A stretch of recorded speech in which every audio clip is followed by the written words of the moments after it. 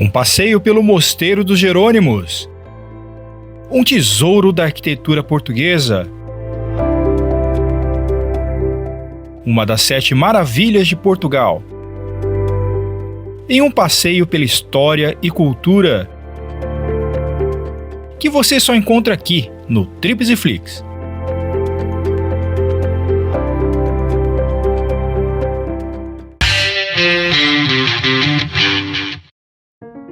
Sejam bem-vindos ao Trips e Flicks.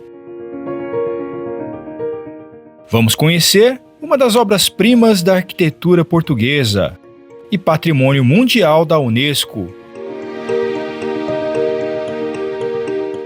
Este é o Mosteiro dos Jerônimos, que durante séculos traz o que há de melhor e mais representativo da arquitetura manuelina. Em cada detalhe, a expressão da cultura e da crença portuguesa. É uma das 7 maravilhas de Portugal e uma visita imperdível. A construção, iniciada em 1502, a mando de Dom Manuel I, rei de Portugal, foi erguida sob a ermida onde os grandes navegadores, dentre eles Vasco da Gama e Pedro Álvares Cabral, fizeram as suas vigílias em orações antes de partirem para as grandes descobertas. A obra levou 100 anos para ser concluída e o mosteiro foi desativado em 1833.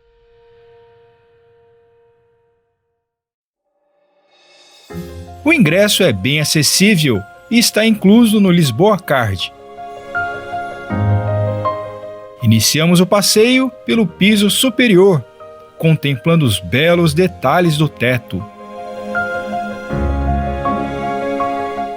Ao longo de séculos de construções e modificações, vários arquitetos e artistas foram adicionando seus estilos. Durante o grande terremoto de 1755, o edifício resistiu e teve poucos danos significativos.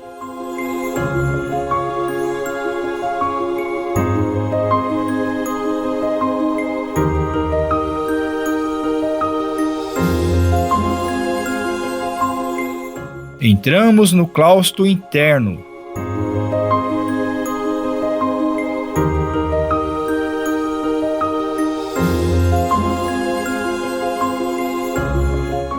Foi o primeiro do tipo construído em 2 andares abobadados.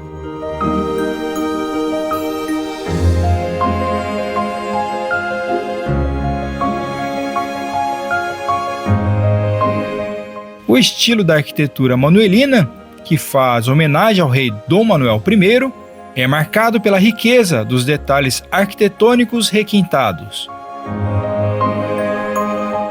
que impressionam pelos desenhos.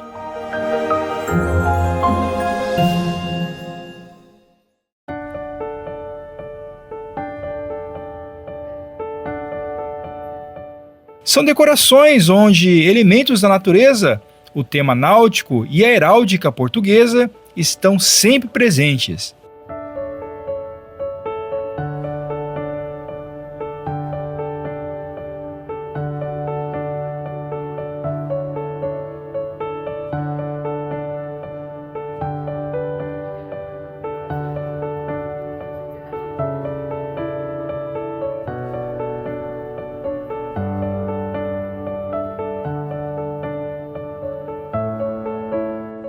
Do início das obras até 1516, Diogo de Boitaca, arquiteto original do mosteiro, estabeleceu as linhas arquitetônicas gerais.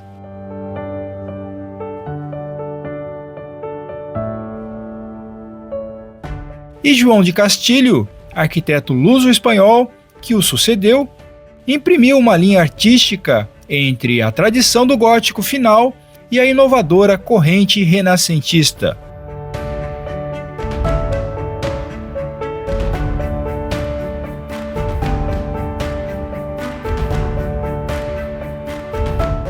E como é de imaginar, não foi uma obra barata.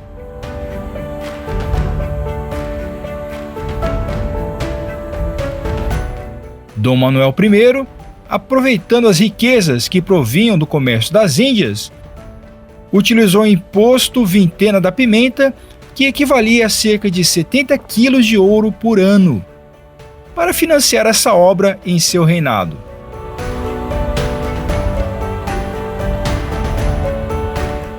Em sua construção, foi utilizado o calcário de Lihos, que era abundante na região.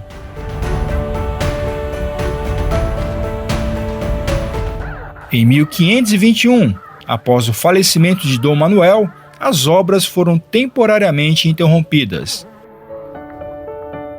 Até que seu sucessor, Dom João III, deu prosseguimento e fez novas adições ao estilo.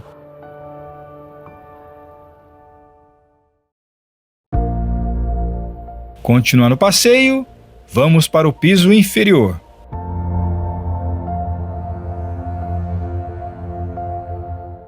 Existem áreas inacessíveis que levam mais acima.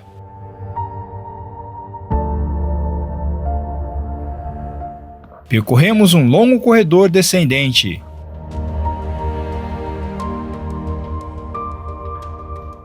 Com algumas janelas que permitem belas visões.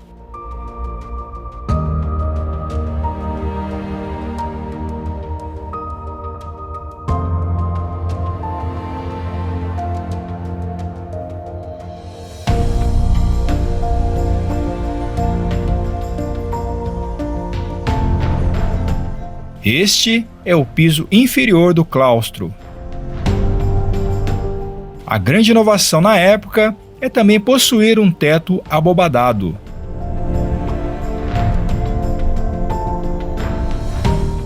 As portas à esquerda são os confessionários.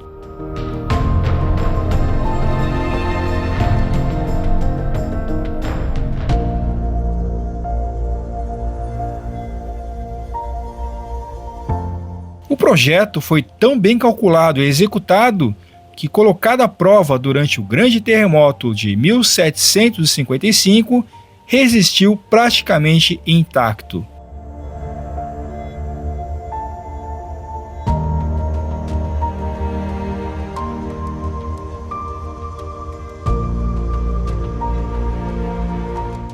As obras do claustro foram construídas em 1541 por Diogo de Torralva e é uma das partes mais antigas de todo o mosteiro.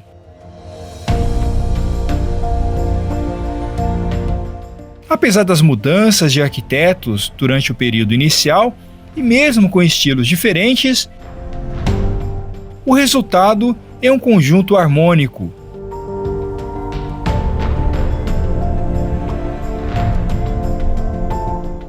Este é o interior do confessionário, separado por uma grade de ferro.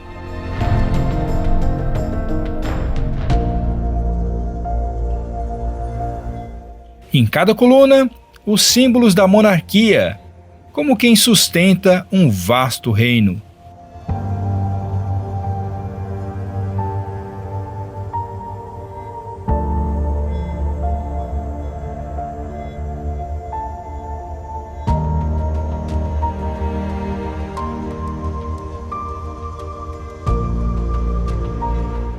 É realmente muito enriquecedor visitar um lugar tão bonito e tão cheio de história. Esse lugar tem praticamente a mesma idade do Brasil. E também daqui partiu Pedro Álvares Cabral para a sua descoberta.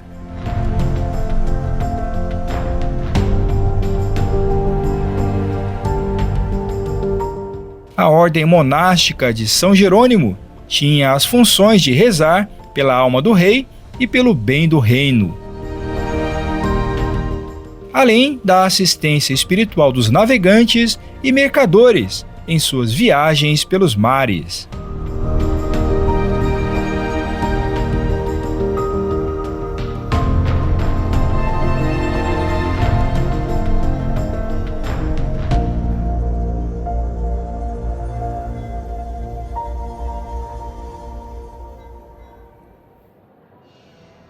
Esta é a Sala do Capítulo, que foi concluída no século XIX para abrigar o túmulo de Alexandre Herculano, primeiro historiador moderno português, poeta e também militar, que junto com Pedro IV, o nosso Dom Pedro I, participou da tomada da cidade do Porto.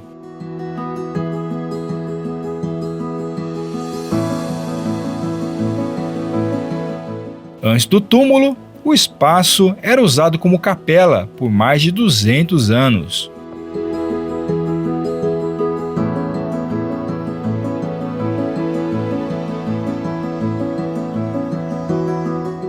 E aqui seria o altar.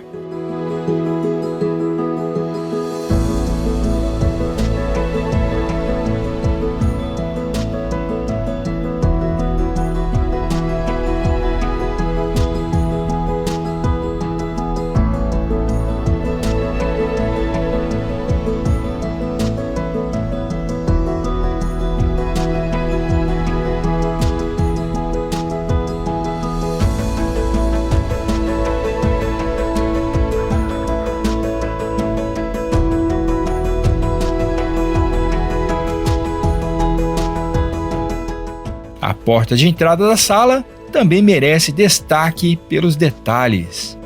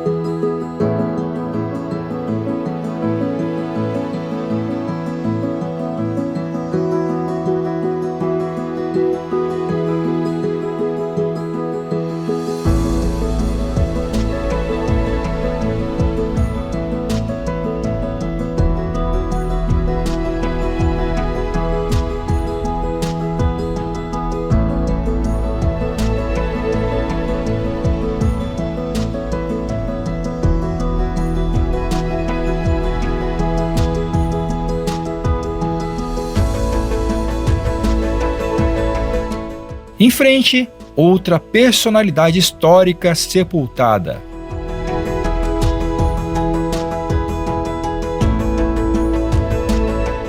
Mais um poeta, e bem conhecido no Brasil. Esse é o túmulo de Fernando Pessoa, grande poeta português. O trabalho feito aqui, todo o estilo manuelino, é realmente fantástico. Muito bem preservado.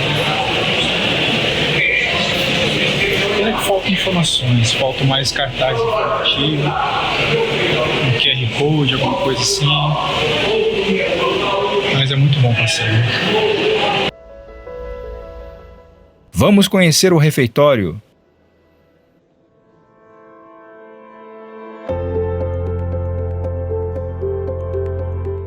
Construído entre 1517 e 1518, tem azulejos do século XVIII que retratam a multiplicação dos pães e a vida de José no Egito.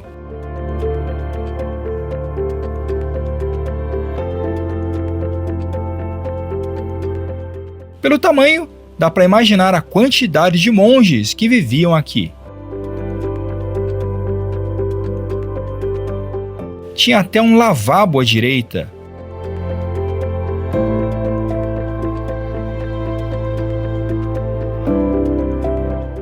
Você também poderá conferir todos os detalhes em nosso vídeo gravado em realidade virtual.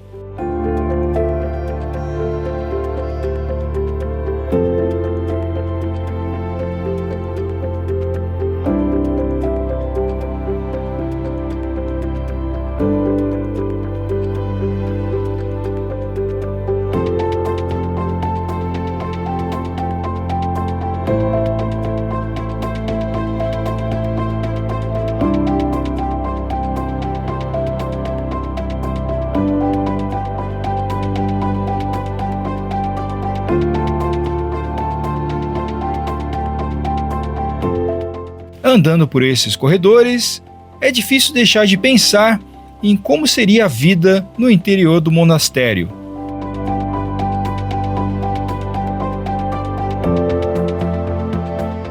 Uma rotina de orações e contemplação durante anos a fio.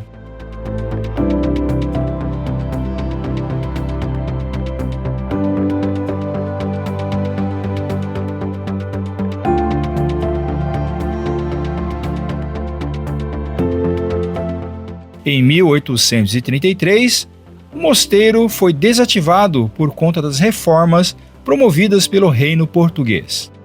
E muitos monges se viram literalmente sem lar.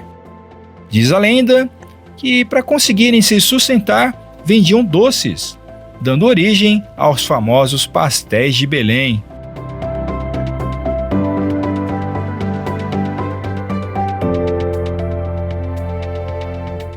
E que visita incrível!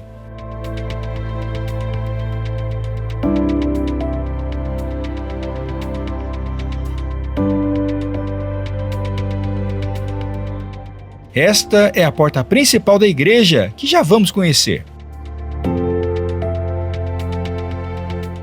E olha só a fila para entrar no mosteiro. Mas vale a pena.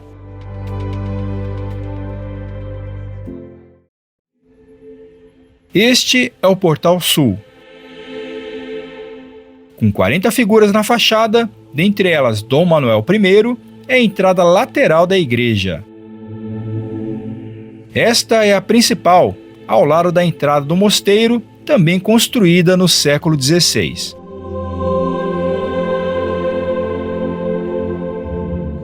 Ao entrarmos, vamos da escuridão à luz. Intencionalmente proposto na obra. Enquanto vamos entrando, a igreja vai se iluminando.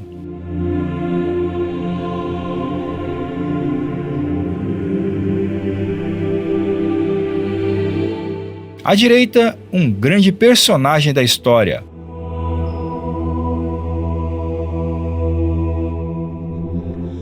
O túmulo de Luís de Camões, autor de Os Lusíadas. Camões morreu na pobreza em 1580 e só depois de séculos resgataram seu legado e lhe deram este imponente túmulo em 1898. Aliás, é quase certo de que os ossos não estejam aqui, pois foram perdidos durante o grande terremoto de 1755, num pequeno cemitério aos arredores de Lisboa. É tido como maior figura da literatura portuguesa.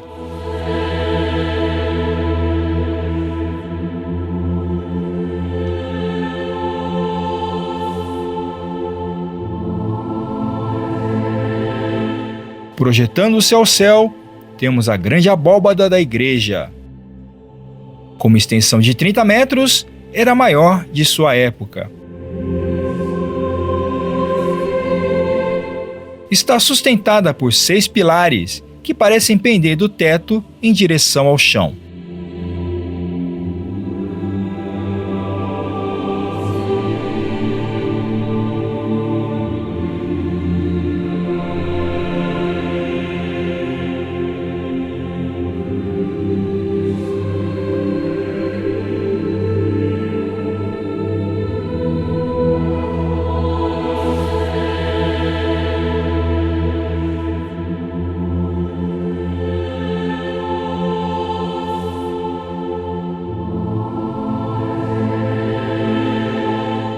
No transepto direito, o túmulo de Dom Sebastião, que também é provável que seus restos nunca estiveram aqui, porque seu corpo desapareceu em batalha no norte da África.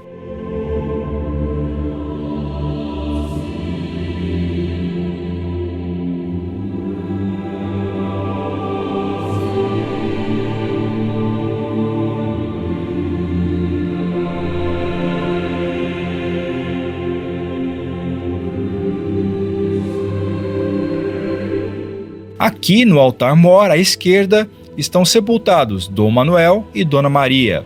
À direita, Dom João III e Dona Catarina. O retábulo do século XVI é todo em prata.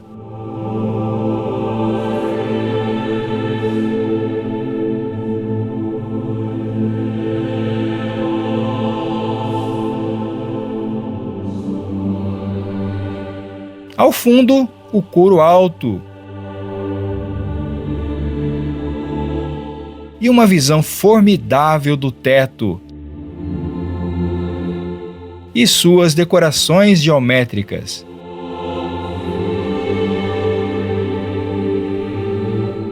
A igreja tem a forma de uma grande cruz latina.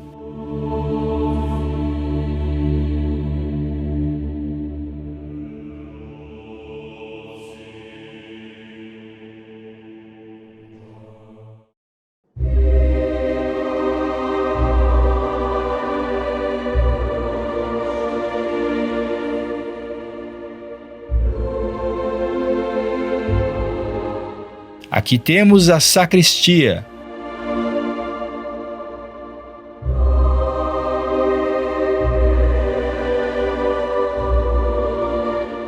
E os túmulos de Dom Henrique e os filhos de Dom Manuel.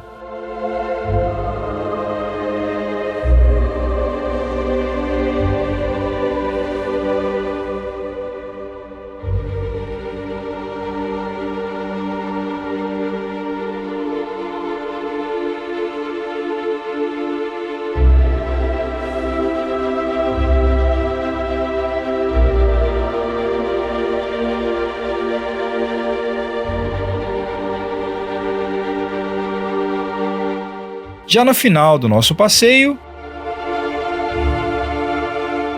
mais uma grande figura histórica.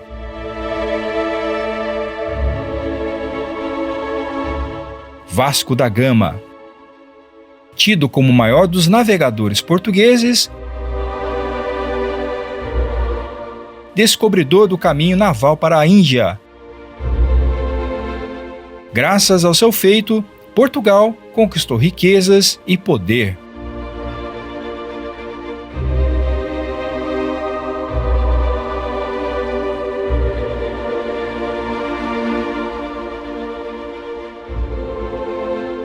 Por fim, uma bela capela folhada a ouro,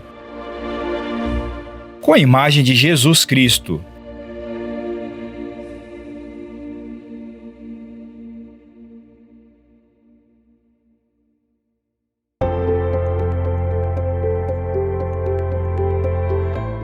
Para quem gosta de história e arte, é um passeio obrigatório e uma visita a Lisboa.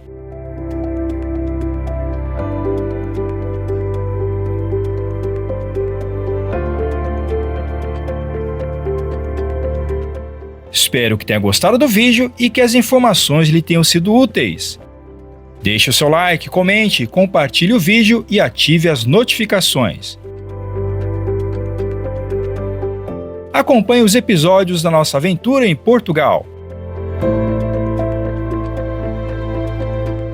Agradeço a sua audiência. É isso aí, um grande abraço e até breve.